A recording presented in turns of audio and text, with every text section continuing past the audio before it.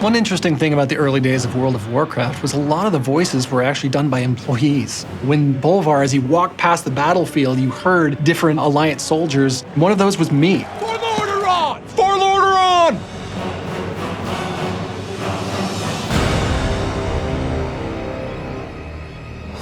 Hi, I'm Terran Gregory, lead cinematic narrative designer for World of Warcraft. Today we're going to be talking about Wrath of the Lich King, more specifically, in-game cinematics and how they came to be.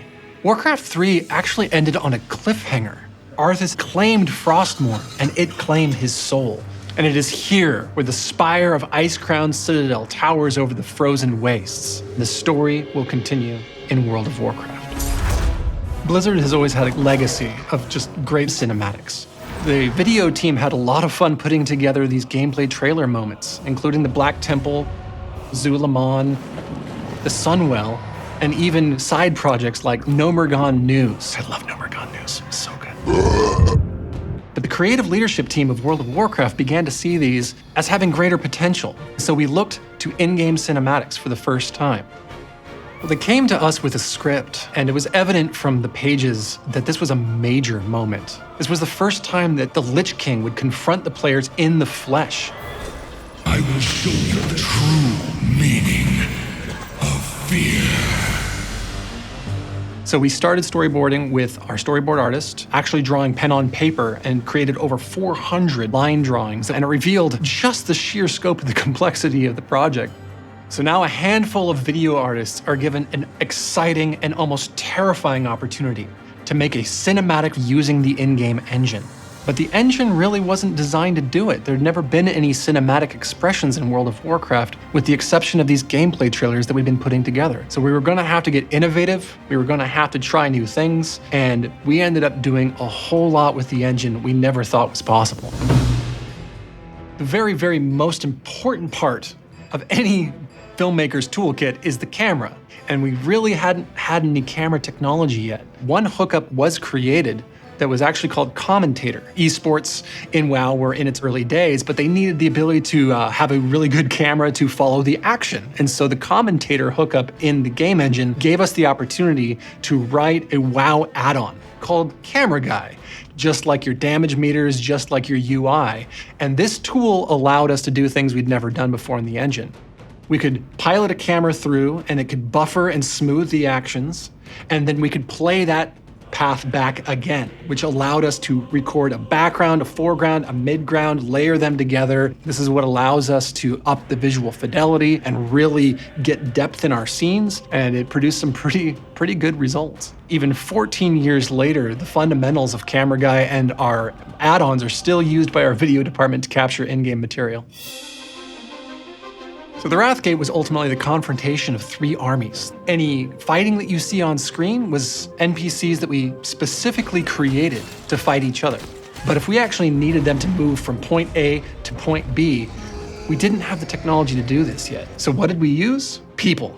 We actually had up to 40 quality assurance testers that would join us on voice chat, and we'd get the raid together, and they would take their places. 1, 2, 3 action, and they would run from here to there, run from here to there. Sometimes we'd have custom models, and when we would use these custom models, they were only really loaded on the computer that was our camera. Some of the QA testers who were working as our actors, when they loaded into the game, they wouldn't see what we were seeing through the camera lens. They'd see little squares of blue and white checker patterns. And they kept asking on voice chat, "Are you sure it looks good? Does it look correct on your side?" And we'd be like, yeah, no, it looks awesome.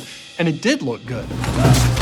Rise up, sons of the Horde! My favorite shot was when the army of the Horde actually descended from their fortress and rode up the steps of the Wrathgate on the back of their wolves. And if you watch that shot, you'll see that actually it's a whole bunch of players lined up. They all hit run, they all hit /cheer right on their mark. Uktarogar for the Horde! And that was all played in real time, just like a role-playing session, as any role players would make up their scene and play out a high adventure of the Horde storming the Wrathgate. Arthas! A lot of the charm of the Wrathgate cinematic in my heart is that it's truly in-game. And keeping it in that art style, I think, is valuable to create a more cohesive experience for the player. That's not to say that we didn't do some cosmetic work on the characters. We actually up-resed the feature characters of the Wrathgate quite a lot. Before the character models were redone in Warlords of Draenor, the human male face had eyes with 6 sides on the pupils and didn't even have teeth. And we had to do a lot of work around that area to make it deform in a satisfying way. But we did it in a way that it didn't move away from exactly what you thought the characters looked like.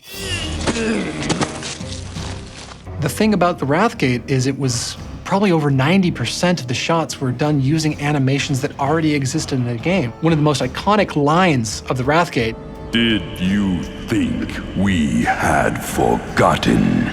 was just Putris up on the hillside, and he's just doing the slash bow animation, but at like 3% speed. You just take the speed slider all the way down, and he's actually doing this off camera and leaning down. Did you think we had forgotten? And no one would be the wiser that that was really just an emote. This one shot where Bolvar is running into the frame and uppercutting the undead, if you could actually pull that shot apart, you could see that it was a hard swap from one animation to the other, just covered up by that foreground object. We used a lot of tricks to make sure that we could use the in-game animations effectively. My team started getting really innovative with the vehicle tech. This was a new technology that allowed players to kind of attach themselves to another object and drive it around. At the end, the big scene with the dragons as they're laying down the red dragon fire, we needed dragon breath. Instead of doing it traditional composite methods, we ended up making a vehicle out of the fire on the ground. The pillar of fire breath would sit in the seat of the fire, and then the dragon would attach to the pillar of flame. And the whole thing was now a car. We would just drive around the battlefield, and it looked like a dragon strafing, when it was just this vehicle being piloted around. One of the things that made the Wrathgate so memorable is that it wasn't just the cinematic. And one of the coolest things that supported the Wrathgate was the new technology of phasing. When phasing technology came online, the events of the movie actually transpired in the game. And seeing how dynamic the world had become, both before and after, was completely new. And phasing is the technology that allows this to happen. As the Wrathgate started coming together, it actually inspired the content and quest design team to look to what needed to happen in the aftermath. We needed to follow through on the events of the Wrathgate now, immediately, right in the quest follow-up. And that's how the battle for the Undercity came to be. As things come online and other designers see what other people are working on, it can reflect and push the story forward. Soon we march upon our fallen city and reclaim it. Death to the Scourge! And death to the living! When the Wrathgate first went live in that beta program and we started getting the feedback, and it was some of the most positive feedback we'd received, all the hard work we'd done was paying off. This changed World of Warcraft. It made it feel more immersive, like the story was coming to life. And it had a profound effect moving forward in World of Warcraft. Through all subsequent updates, in-game cinematics became a major staple of all major moments in the game. I will never forget my experience working on the Wrathgate, the wonderful crew who worked on it with me, and how much it meant to me as a player, as a fan, as someone who just loves Warcraft. And even 14 years later, and dozens of in-game cinematics that have come in the aftermath, there's nowhere else I'd rather be. There's nothing I'd rather be working on. Loktargar! Thanks for taking this trip down memory lane with me, and I really hope to see you in Northrend. Take care.